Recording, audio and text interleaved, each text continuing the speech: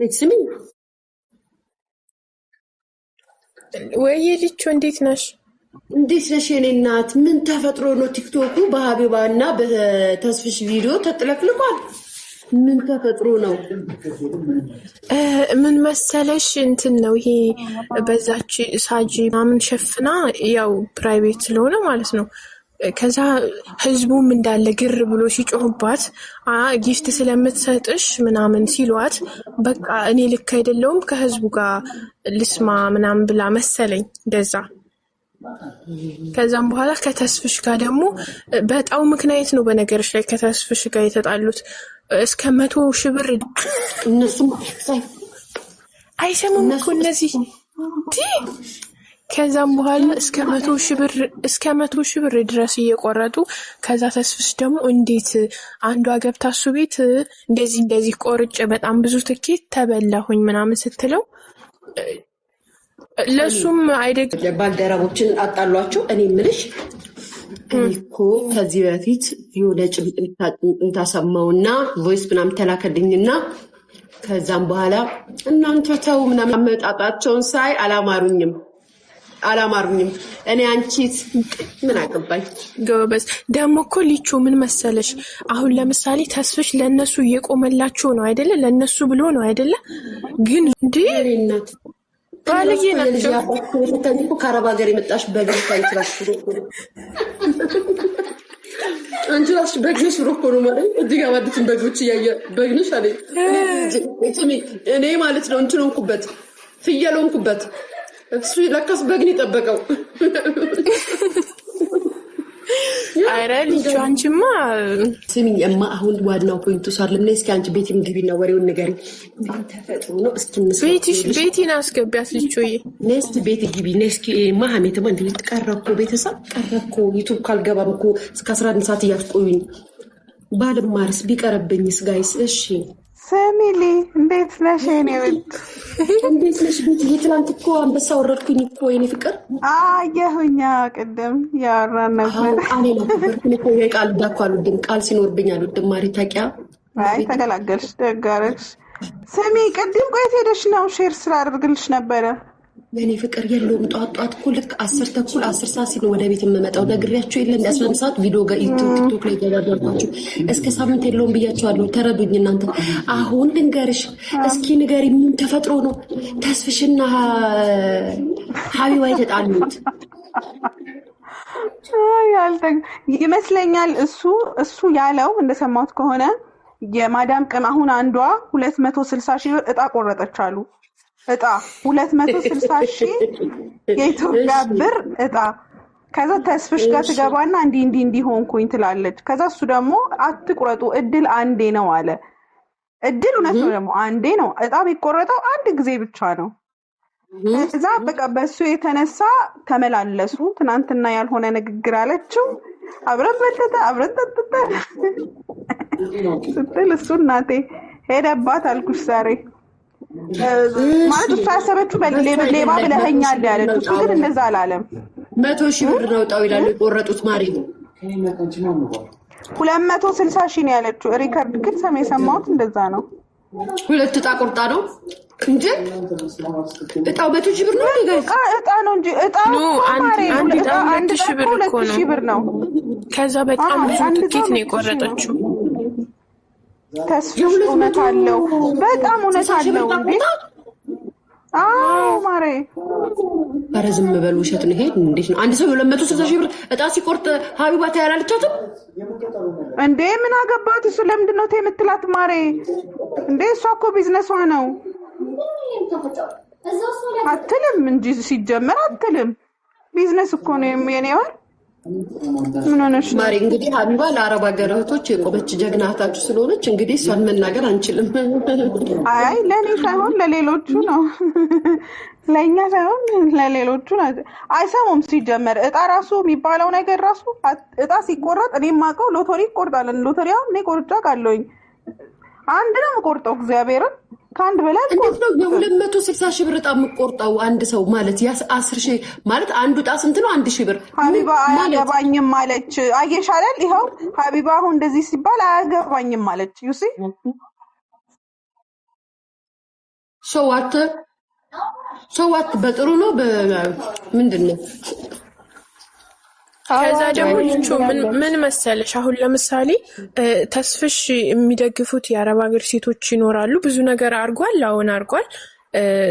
እንደውም ብዙ የሚጠቀመው ነገር የለም። ይሄ ጊፍት ምናምን እንትን አይደለም አይደለም፣ ግን ብዙ ነገር በውስጥ ነው የሚረዳው። እንደዚህ ወጥቶ ምናምን ሳይሆን ማለት ነው። ግን 5% የሚሆኑት የአረብ ሀገር ሴቶች ይደግፉታል። እነዛኞቹ ደግሞ ለነሱ ነው የቆመው። ግን ሰማሽ ሀቢባ ለምን 1 ሚሊዮን አትቆርጥም አለች? አይሻ እሱ እንግዲህ ንግስት ንብ ምናምን ኪንግ ብለው ያከበሯት ስለሆኑ እንግዲህ ክብራቸውን የሰጧት እነሱ ስለሆኑ እንግዲህ እሷን እኛ መከራከር አንችልም። ተስፋዬ ትክክል ነው። ተስፋዬ እግዚአብሔር ተስፋዬ ይጀምር እውነታል ነው። ለምን እስከዛሬ ድረስ እሱስ ቢሆን ወጥቶ አልተናገረም? እስከዛሬ ድረስ ለማሪ ይሄ የተነሳው እኮ አንዷ ቤቱ ገብታ ስለ እንደዚህ ጉድ ሆንኩኝ ብላ ስለነገረችው እኮ ነው እንደዚህ ያለው። እቺ ልጅ የቆረጠችው ልጅ ቤቱ ገብታ ትናንትና በአሁን እዚህ ሰሞን ማለት ነው በዛ የተነሳ ነው። ስሚ በጎች እኮ አዲስ አበባ ዩኒቨርሲቲ ጭንቅላታቸው ላይ ቢሰራባቸው ራሱ አይገባቸውም። በእውነት ከባድ ነው። ብቻ ማለት በነገርሽ ላይ ልጁ ለምሳሌ ቴሌግራም ላይ አሁን በፊክ እየመጡ ሀቢባንን እያሉ በጣም ብዙ ብር የሚበሏቸው አሉ። ስለዛ ብዙ ጊዜ ተናግራለች እኔ አይደለሁም ምናምን ብላ እኔ አይደለሁም። አሁን ዋናው ፖይንት እኮ እሱ አይደለም። እኔ አይደለሁም እኔ ነኝ የሚለው ጨዋታ ሳይሆን ማለት ሀቢባ ለአረብ ሀገር ልጆች የቆመች ልጅ ናት። የአረብ ሀገር ልጆች እኛን ተወክለናለች ብለው ነው የሚያወሩት። የአረብ ሀገር ልጅ እንድትወድቅ እንዳትሰበር ስለ ትዳርም ምክር ትሰጣለች፣ ስለ ብዙ ነገር ምክር ትሰጣለች። ሰው ትክክል ነው ብለው አክሴፕት አድርገዋት ይደግፏታል። ኦኬ ግን ደግሞ የአረብ ሀገር ልጆች በዚህ ደረጃ ሲደድቡ፣ በዚህ ደረጃ ገንዘባቸውን ሲረጩ እንደዚህ አይደለም ብላ ሀሳብ መስጠት ነበረባት። ምክንያቱም እድል አንዴ ነው። የሰው ልጅ አንዴ ነው እድል የሚሞክረው ወይ ሁለቴ ነው የሚሞክረው። የዚህን ያህል ብርጣ ሲሞክሩና ሲሉ እንኳን ባትሰማ እንኳን ይሄንን ነገር ማብራሪያ መስጠት አለባት። የአረብ ሀገር እህቶች እጣችሁን አንዴ ነው መሞከር ያለባችሁ፣ ደጋግማችሁ ሞክሩ ማለት የለባትም። ማለት ስለ እውነት ከተወራ ማለት ነው። ዝም ካለች ደግሞ እሷን ቢዝነሷ ስለሆነ ቢዝነሷ ነው ትስራበት፣ አያገባንም ነው የምንለው።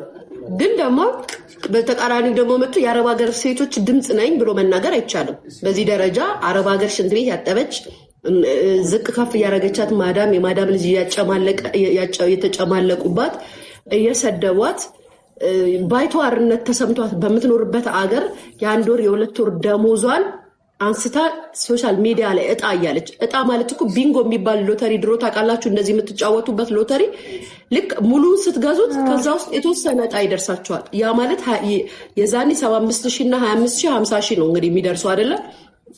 እኛ ያንን ሙሉን የምንገዛው ሙሉ ጣው ይደርስ ከመጓጓታችን የተነሳ ነው ያንን ሁሉ የምናደርገው።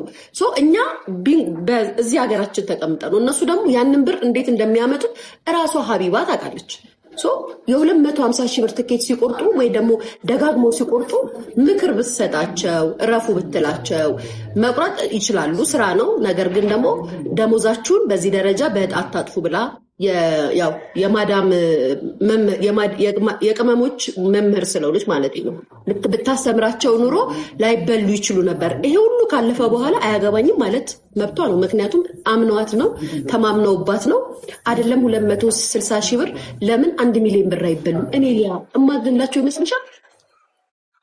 አሁንም እኮ ሰዎች ባካችሁ ስሙ እግዚአብሔርን። እጣ በጣም ነው የሚያሳዝኑ። መቶ የቆረጠች ልጅ አውቃለሁ አንዷ ማለት እንዳትም በተለይ ይሄ እጣ ወጥቶ ተበላው አልደረሰኝም ብላ በምታለቅስ መቤቴ ነው ተበልታ ራሱ ከሰዎች 1 ሚሊዮን ብር ተበልታ እንኳን ቢሆን እሰይ ነው የምላት። ምክንያቱም ስሚ የሆነ ነገር ብለሽ ስትመክሪያቸው የሰው ልጅ እኔ የምትመክሪኝን ምክር አየዋለሁ። በመጀመሪያ ደረጃ አንቺ እኔን የምትመክሪኝ ምክር የምኖረውን እኔ አሁን የምመክርሽ የኖርኩትን ነው እምልሽ። ገብቶሻል? እኔ እምልሽ የኖርኩትን ነው።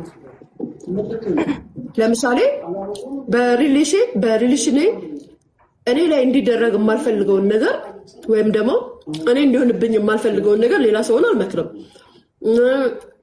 በህዝነቴ እኔ ላይ ሊደረግ የማልፈልገውን ነገር አንቺ ላይ እንዲደረግ አልመክርሽም።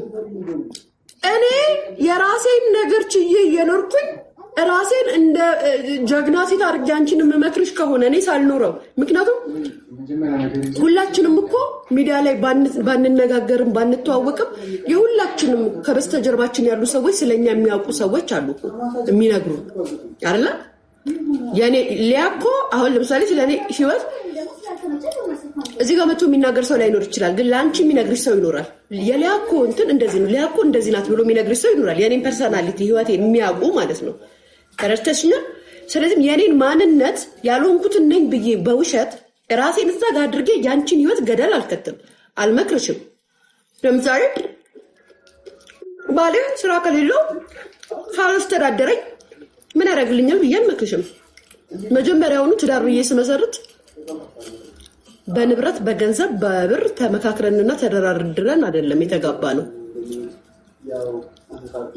ካለው ሊያኖረኝ ካለኝ ላኖረው ነው ልክ ትዳር ህይወት ውስጥ ከገባም በኋላ ደግሞ ሶሻል ሚዲያ የሚባል አፕ ስለመጣ አንዳንድ ሰዎች ኢዚ መኒ ስላገኙ ተብሎ ካላኖረሽ በትኙ አባሪው ብዬ እና ልጅ ተወልዶ ትዳር ተመስርቶ ቤት ተብሎ እየተኖረ ያንን እንደ ቀልድ ለመክርሽ አልችልም ምክንያቱም እኔ አላረገውም የራሴን ህይወት እንደዛ አላረገው መቻል ያለብኝን ብዙ ነገሮች ይዬ ነው የምኖረው ተረድተሽኛል